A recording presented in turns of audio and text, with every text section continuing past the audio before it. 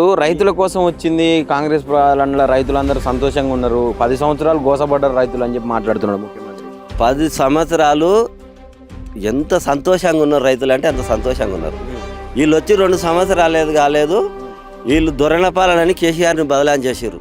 కానీ దొరగాడు ఆయన రైతు బిడ్డ, ఆయన ఏదైనా రైతు బిడ్డ ఆయన. ఈ దుర్మార్గులు రైతు బిడ్డలు అని చెప్పి అధికారంలోకి వచ్చారు. ఈ దుర్మార్గులు రైతు బిడ్డలు గారు, రైతుల దోసుకునే దుర్మార్గులు వీళ్ళు. రైతు బిడ్డ అంటే కేసీఆర్ గారు, దొరలు వీళ్ళు. రేవంత్ రెడ్డి కూడా రైతు బిడ్డనే నేను అంటే కానీ రైతు బిడ్డకి ఇలా ఉంటుందా? రైతు బిడ్డ కేసీఆర్ గారు అలాంటిమెంట్ చేసిండు. ఒక 10% రైతులు పోతే 90% ప్రైవేటు భూములు ఒకటే గవర్నమెంట్ భూములు పెట్టాడు చూసిండు ఆయన. నువ్వు చూడలేదు, రైతు బిడ్డ అయితే నువ్వు చూడలేదు. వాళ్ళ సొంత సలాభాలకు ఇప్పుడు రేవంత్ రెడ్డికి కానీ ఎమ్మెల్యేకి కానీ వాళ్ళ సొంత భూములకు తలగాలి. ఎందుకంటే నెక్స్ట్ మేము ఉండం, వాళ్ళు కన్ఫామ్ వాళ్ళు ఓకడం అంటే తెలుసు, వాళ్ళకు ఉండమని తెలుసు.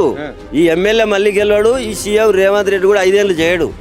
ఈయన ఎమ్మడే రైతులు ఇవ్వడానే పోని మన ఏరియాలో రోడ్డు మనం అలాట్మెంట్ చేస్తేనే అవుతుంది. మళ్ళీ 10 సంవత్సరాలు గెలుస్తా అంటుండే. 10 సంవత్సరాలు కాదు, దమ్ముంటే ఇప్పుడు రాజీనామా చేసి మళ్ళీ గెలవని చూస్తాం.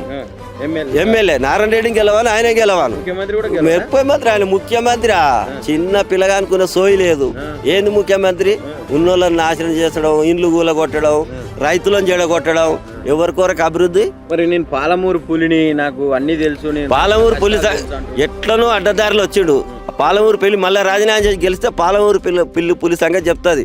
కేసీఆర్ని బాగా బదలాం చేసి దాన్ని ఛార్జ్ చేసుకున్నాడు ఆయన. అది ఎవరు దొర దొర దొర దొర దొర అని అందరు గుండెలలో నాడితే నిజంగానే దొర అనుకున్నారు ఆయన. కానీ దొంగ వచ్చినాక తెలుస్తుంది ఆయన దొరగాడు రైతు అని. దొరలు ఎవరు? వీళ్ళు. వీళ్ళ పాలసీ ఏంటంటే చిన్నకారు రైతులు, కాంగ్రెస్ గవర్నమెంట్కు చిన్నకారు రైతులు బాగుపడితే వాళ్ళకి ఇష్టం ఉండదు. మేము మా జమానాల మా నాయన జమానాలో పావుసేరు సార ఓపిస్తే ఓటేసేది. ఇప్పుడు ఆ స్థాయిలో లేరు.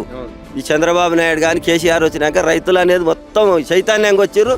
ఏ గవర్నమెంట్ కూడా శాసించకుండా బతికే పరిస్థితికి వచ్చారు. వీళ్ళు ఓర్స్తలేరు, గులాంగిరి చేసిన వాళ్ళు లేకుండా అయ్యారు. గులాంగిరి చేయాలంటే అనగదొక్కాలి. అనగదొక్కాలంటే ఈ ప్లాన్ వేయాలి మనం. పెద్దోడిని అనగదొక్కితే వాడు 50 ఎకరాలు 10 ఎకరాలు అయినా నీకు ఇనడాడు. కానీ చిన్నకాడు 2 ఎకరాలు వీకేస్తే వాడు మన దాన కొద్దిగా గొప్ప మనకు సహకరిస్తాడు, అణిగి మణిగి ఉంటాడు.